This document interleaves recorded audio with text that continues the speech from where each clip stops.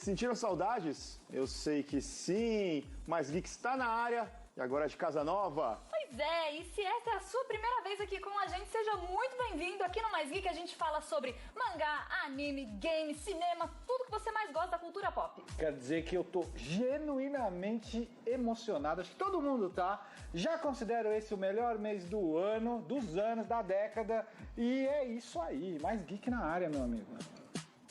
Hoje o Mais Geek já começa desmistificando o próprio anime em si. O que é um anime? É só um desenho animado japonês? É algo mais? Como diferenciamos uma obra japonesa de uma ocidental? Qual curso de faculdade a gente precisa fazer para saber a diferença? Aproveitando o momento, o Mais Geek também vai comentar sobre os animes que marcaram a infância de cada um deles. E aí, pessoal, eu realmente tava com saudade. Vocês dois estão com saudade? Eu tô genuinamente incomodado que você pegou meu púlpito. Ah, é, né? Você viu? Né? Você viu que beleza? Gostando ali, ó. Tão bonito. Tão bonito, né? O diretor achou que o Clay não tem mais que ficar perto de mim. E nem é bom que ele não fique perto de mim. Eu vou falar pra vocês qual foi o papo. Ele falou assim, você, Thaís e Cleiton, vocês não podem ficar juntos um do outro, porque vocês se garantem. Ia rolar aquela disputa de ego, né? Falou, vocês dois se garantem, cada um especificamente, mas você tem que ficar perto de alguém que... Aí colocou o verbo do G. Vamos começar esse programa maravilhoso, Tá bom, então. gente. Vamos começar assim com uma discussão bem tranquilinha, indo na base de tudo, gente. Afinal de contas, o que é anime? Tranquilo. Você fala tranquilinho, mas eu já vi gente arrancando cabelo um do outro aí brigando. Isso não é anime, como não? Pá, vira mesmo. Sim, porque talvez por isso. E gira e joga o McLanche na cara do outro. Exato. Não é anime, é anime. Você tá falando errado. Tem isso também, a pronúncia. Além de tudo, é muito difícil. É muito difícil. É muito difícil lidar com o que a gente gosta, mas é difícil. Mas, Thaís, o que é o anime? Então, gente, por definição, anime vem não como um gênero, como aqui no Ocidente a gente acabou definindo, né? Falou assim, tem o desenho animado, tem o anime, que o anime é um desenho de produção japonesa. Não necessariamente. No Japão, a definição de anime é qualquer animação feita. Pode ser estrangeira, pode ser no Japão. A origem, a etimologia da palavra anime, aí é um pouco controversa, porque tem pesquisadores que dizem que é de origem da palavra animation americana. E aí o resumo sentido. ali, anime, mas também pode ser do francês, que é dessin anime. Mas aí tem muita gente que fala que não, é só um modismo ali, então tem essa briga aí de onde vem a palavra. Entendi. Porque tem a questão também de chamar primeiro ou não, porque o japonês gosta de aglutinar as coisas, né? Sim. E aí, animation não é uma aglutinação, óbvio, mas é uma contração, vira anime e fica pra gente. Olha, eu vou falar pra vocês, cara, que eu tô genuinamente, de verdade, assim, emocionado com essa explicação da Thaís, cara. Eu não sabia desse negócio. Eu peguei de surpresa aqui agora, né, esse negócio francês. Você sabia desse negócio francês? Não. Olha, eu também não sabia. Pois é, Essa gente. mulher é maravilhosa. Você tem que saber o negócio. Trabalhar com ela aqui é coisa de louco. Saudade eu tava de vocês. Olha Mas aí, então, olha aí. Puxa saco. aqui pro Ocidente, no entanto, a gente erroneamente adotou essa coisa de generalização, assim, de gênero mesmo, tem o olhinho gigante, cheio de brilho, tem os robozinhos gigantes, é produção japonesa, é anime.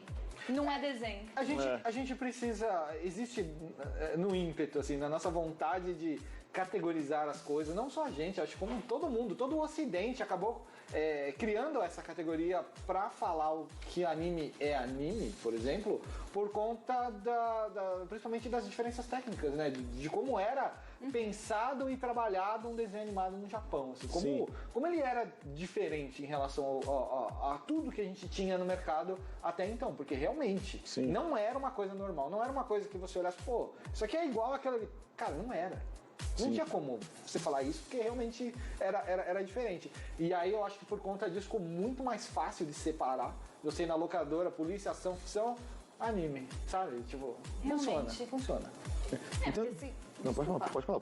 Eu ia falar que se comparado aos desenhos da época que começou a popularizar, né? O anime tem aquele jeitão. O corpo é todo muito afunilado, né? Reto, muitas retas, tem o olhão gigante, o nariz normalmente é um traço. Você compara, por exemplo, com Cavalo de Fogo, que aí já é um negocinho mais, o olhinho tudo mais certinho, o He-Man de repente. Porque é todo mundo fortão. Todo mundo fortão, os músculos todos definidos. Eu acho que eles precisaram realmente fazer essa divisão aí pra poder falar, esse aqui. Sabe uma coisa que eu lembro na época que todo mundo falava, isso aí é desenho, aqueles desenhos malucos, desenho japonês? O cabelo. O cabelo, porque Cabelo os colorido. penteados, né? Colorido. Penteado estranho, nada era normal. Mas sabe que esse negócio de influência é muito louco, porque uma vez eu assisti um documentário do Osamu Tezuka, né, que é considerado o pai do anime moderno, como a gente conhece hoje em dia, Claro, né? claro. O Osamu Tezuka. E aí, no documentário ele fala que essa técnica japonesa de você, o cara tá falando e aí só mexe a boca, não mexe o resto do corpo, não sei o que lá, eles se influenciaram de desenhos americanos, por causa que os caras não tinham muita grana pra fazer. E aí ele foi até um quadro negro, desenhou o Mickey de um lado e o Astro Boy do outro, e a proporção dos dois era exatamente a mesma. Ele falou, a única coisa que eu fiz foi humanizar, né, em vez de ser bichinhos, para expressar melhor as emoções deles. E isso influenciou tudo basicamente, que aconteceu ali. Tudo que foi criado ali foi criado em cima do pós-guerra, em cima dessa refração aí do que era os Estados Unidos nos olhos de alguns japoneses, não de todos, mas Sim. de alguns japoneses que queriam principalmente ser diferente, não ser qualquer um, assim, sabe? E aos poucos eles foram se adaptando, criando coisas isso. e evoluindo a própria maneira, porque eles, apesar de tudo isso, eles são uma ilha, eles são meio fechados até hoje, assim, e tudo que nasce lá, cresce lá e se populariza lá. A exportação, ao meu ver, parece ser muito um acaso da situação, sabe? Hoje em dia, eu acho que eles até pensam com certeza. em alguns animes já pra exportar, mas eu acho que ali na década de 80, até 90, eu diria, primeiro tem que fazer sucesso aqui dentro, se fizer lá fora, É consequência. Eles não se preocupavam. E é um traço característico de tudo, né? Até videogame, né? Se parar pra isso você vê muito na explosão do anime aqui no Ocidente, porque pra gente pode ter sido com Cavaleiros em 1994, né? Que realmente deu aquele boom. Claro que já tinha anime antes. Que era anime. Mas nos Estados Unidos eu lembro que foi com, por exemplo, com Akira. A gente não foi assim, mas foi parecido. Só que no nosso caso era tudo que é parecido com Cavaleiros do Zodíaco. Vamos trazer. Aí começaram a trazer. Os clones. A gente teve muito clone aqui de Cavaleiros do Zodíaco. Sim. Mas momentos completamente diferentes, em escalas completamente diferentes, mas a ideia era muito parecida. Que a galera não esperava, né? O negócio antes era o Jaspion, o Changeman, que já tava, né? Tinha os Tokusatsu, que já estavam, assim... Nessa época, o Cavaleiros Verdes já tava meio que em declínio, já tava no 30ª reprise. E aí, quando o Cavaleiros veio, bum, né? Abriu as portas aqui pro resto. E falando das influências, nós tivemos também aí a questão dos cliffhangers, da violência, porque assim, tem certos animes que o pessoal morre de fato, né? Exatamente. E aí fala, nossa, olha esse desenho aqui, o que acontece, gente, olha isso. E aí nós tivemos, por exemplo, inspirações depois muito na cara, que eram inspirados em animes, por exemplo, nos desenhos de Cartoon Network, que aí entra Samurai Jack, Hi Puff, Amiyumi. Nossa, Sim, é verdade. Essa questão de se apropriar do estilo visual e da forma como as cenas eram construídas começou a aparecer nos animes daqui de uma maneira assim, uma enxurrada, né? O Dexter, o Samurai Jack entravam com exageros. Aí outros eram mais comedidos, mas exploravam aí um pouco do ângulo, das câmeras girando, das sequências de ação. As pessoas se preocupavam mais em entregar uma coisa diferente e não o repeteco da mesma cena em sequências diferentes. Você sabe uma coisa que eu acho que influenciou muito do Japão? Foi ter começo, meio e fim.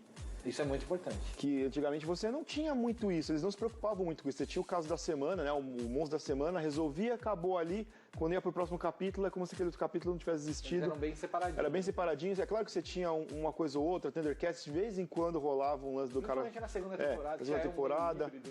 Mas era pouco comum, né, nos desenhos americanos. Principalmente no Cartoon também tinha muito disso, né? O Dexter, Meninas Superpoderosas, eram né? O caso do dia lá. Resolvia, acabou, no próximo capítulo não tinha nada a ver com o capítulo anterior. Porque, por exemplo, você tem aquele mangá feito pelo francês, o Radiant lá, né? E aí você vê que basicamente é um cara querendo emular um jeito japonês de contar a história. Sim, ele é total influenciado. É um mangá feito fora do Japão. E hoje em dia, antigamente você falava, cara, isso é impossível, mas hoje em dia eu não tenho esse preconceito mais. Pra mim é muito possível, assim, você construir aí uma obra e ser catalogada como mangá e não ser feita no Japão. Então a gente tá chegando à conclusão que tudo é anime. Tem animação, tudo é anime. Na visão oriental, qualquer produção animada é um anime.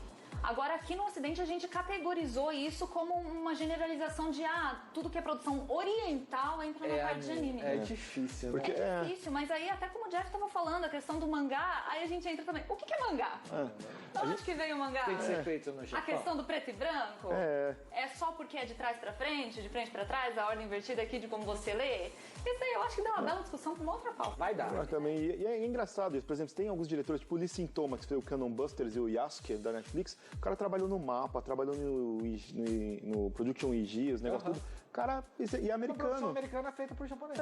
E aí, como é que você vai? Como é que você vai falar? Gente, o papo tá ótimo, mas eu acho que mais importante do que a gente ficar falando de anime é a gente ver anime. E por isso hoje a gente tem o que aqui? Ixi. É Dragon Ball! Nós temos aqui chegando com a gente Dragon Ball Super e você confere o primeiro episódio agora aqui no Mais Geek. Se liga aí. Hello, anime fans. Hello, Mais Geek. This is Daniel Castaneda from Toei Animation. For the very first time, Dragon Ball Super, one of the biggest titles on the anime industry, will be broadcasted on over-the-air television exclusively on Band TV. Everybody will be able to watch the latest saga of your favorite heroes. We really hope you enjoy it. Thank you. E aí, gostaram do Dragon Ball? Nostálgico pra caramba, né? Não pelo Dragon Ball Super na TV aberta, mas por ser Dragon Ball, né? Voltando aí. Por ser o quê? Dragon Ball Super é Dragon Ball na TV aberta. Eu lembro quando eu comecei a assistir Dragon Ball de verdade, eu ainda tava no cursinho e foi uma experiência acompanhar toda a história do Goku ali, lutando e se transformando, né? Não sei se ela tá, viu? Porque na época acho que ela ainda era Kodominha. Chimpirinha, Kodomo. Chimpirinha, Kodomo. O pessoal que tá vendo nem sabe o que é Kodomo. Inclusive, Ainda. a gente pode explicar aí em algum outro programa, tá? Apoio. Eu realmente não peguei, assim, época de TV por assinatura, né? Sou um pouquinho mais nova que os dois aqui, mas eu tenho Pouca certeza coisa. que Dragon Ball marcou a infância de muita gente. E é claro que é sempre uma alegria a gente poder rever aqui os nossos personagens queridos em novas aventuras aí na TV. Sem dúvida. É verdade. Eu, pelo menos, Dragon Ball, acho que eu também tava no cursinho também, cara. Assistia quando voltava, porque reprisava. Né? Sim, eu Passava à assistia. tarde, depois à noite aí. Eu assisti a O dia que eu não ia, eu assistia à tarde e assistia à noite. Foi um dos animes aí que marcou a minha... Não vou falar infância, porque não foi infância, mas marcou a minha vida, de alguma forma, né? É, a minha também. Eu tô curiosa agora pra saber, quais foram os animes que marcaram a infância ou a vida de vocês? Não, eu quero saber, eu vou inverter isso aqui, faça o repasso. Eu quero saber a sua. Já que você que é a chimpirinha aqui, a gente quer saber o seu. Porque vai ficar Exatamente. feio a gente falar primeiro. Aí eu- o cara fala, eu lembro Agora eu, que eu também assisti esse. agora eu fiquei com vergonha de falar qual que é o que marcou aqui. Fala você primeiro que a galera vai se identificar mais, né? acho. Agora. Ok.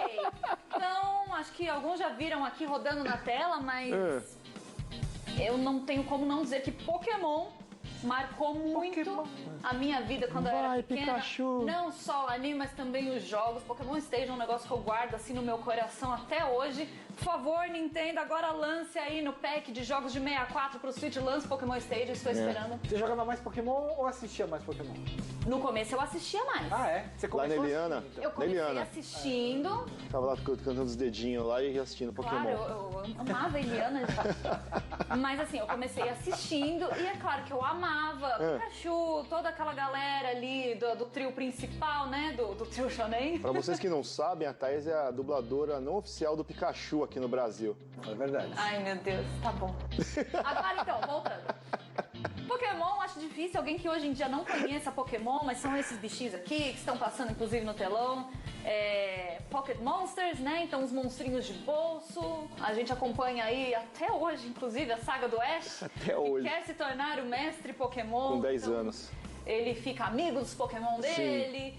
E é aquela coisa maravilhosa que a gente, quem acompanha, né, pelo menos o mínimo de conhecimento de cultura pop no geral, já viu o Pikachu. Não tem como não tem saber quem é. como. Hoje em Ainda dia, mais Pokémon. hoje, depois de Olimpíada e tudo, não Depois de tem como saber quem Olimpíada, é. depois de Copa do Mundo, em que o Pikachu era o mascote da seleção japonesa, tava naquela camisa, que eu Exato. invejo muito quem tem aquela camisa. Eu também. E Sakura, gente.